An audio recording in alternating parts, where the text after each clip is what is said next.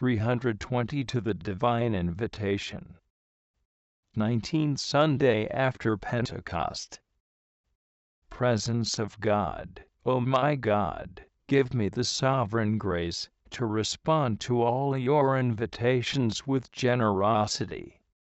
Meditation. 1. Today's Gospel, MT 22, 1-14, outlines the sad story, so true even today, of human ingratitude which rejects God's mercy and is indifferent to His gifts and invitations.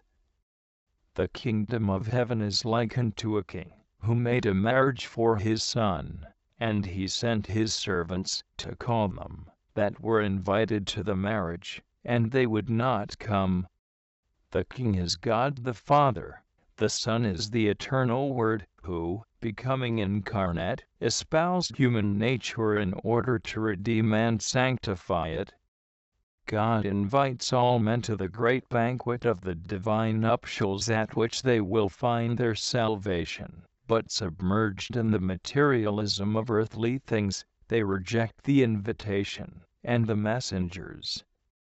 Jerusalem, Jerusalem, thou that killest the prophets, and stonest them that are sent unto thee. Ibid. 23:37 will one day be the lament of the Son of God as he denounces before the world not only the obstinate resistance of the chosen people, but also that of all souls who have stubbornly and ungratefully rejected His love and His grace. The prophets, St. John the Baptist, and the apostles are the servants, the messengers sent by God to call men to the banquet of the redemption, but they were all taken and killed. They laid hands on His servants, and having treated them contumeliously, put them to death, the Gospel says. Today's parable ends there, but unfortunately, human ingratitude has gone much further. Not only the servants and messengers were killed, but even God's very Son.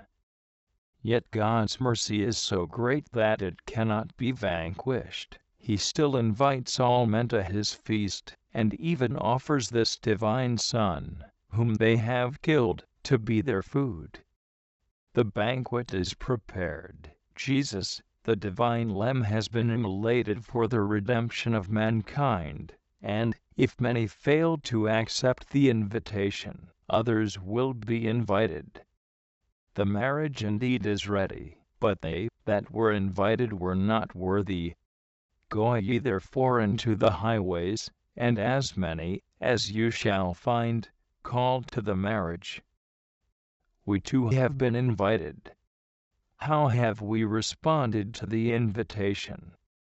Have we not also shown more interest and concern for earthly matters, and for the things of God? Have we not been like the men in the parable, who neglected, and went their way, one to his farm, and another to his merchandise? 2.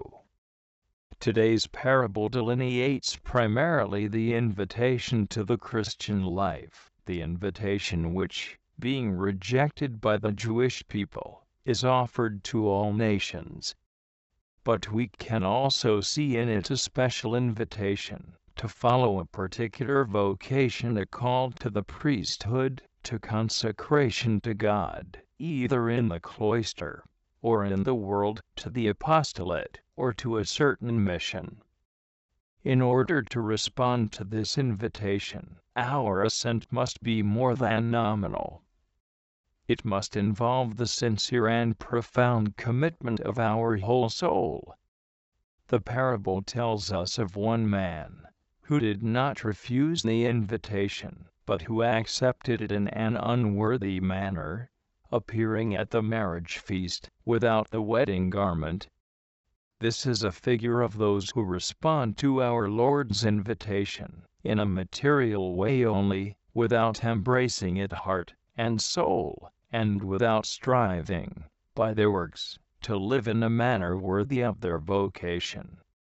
such souls seriously endanger their salvation, for God will not be mocked.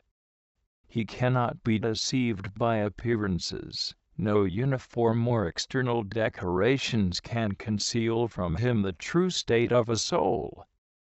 More clearly than looking in the parable, he takes note of those who are not clothed in a nuptial garment, that is, in the robe of grace and virtue befitting their vocation. Sooner or later the day will come when he will pronounce for each one of them the terrible words, bind his hands and feet, and cast him into exterior darkness. Without going to these extremes, however, we can still remain far from complete correspondence to the divine call. It is well to remember that the problem of corresponding to a vocation is not one that can be resolved once and for all on the day that we embrace a particular state of life. It is a question that arises every day, because each day our vocation calls for a new response, a fresh adherence adapted to the circumstances and grace of the moment. A vocation attains its full realization only by our continual fidelity to God's invitations. These invitations follow one another without interruption, and reveal to the attentive soul ever new horizons, presenting new duties, new opportunities for generosity, and new aspects of perfection and immolation. The parable ends with this grave sentence: many are called, but few are chosen. Why are only a few chosen?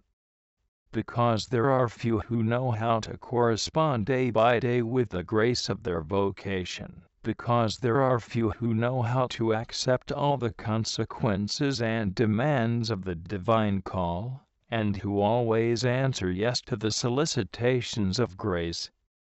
Colloquy.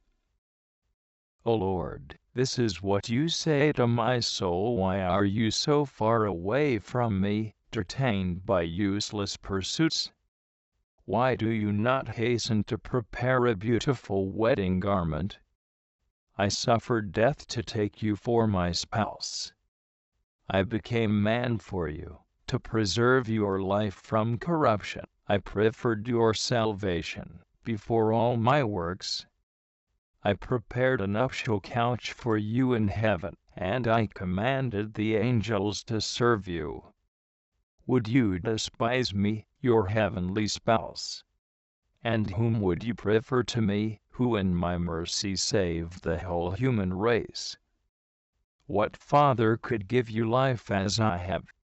What father or what spouse can love you as much as I? O my God, what shall I answer you? Pardon me, save me, O patient, long-suffering Lord. Save me, O Christ, Son of God, who alone are without sin.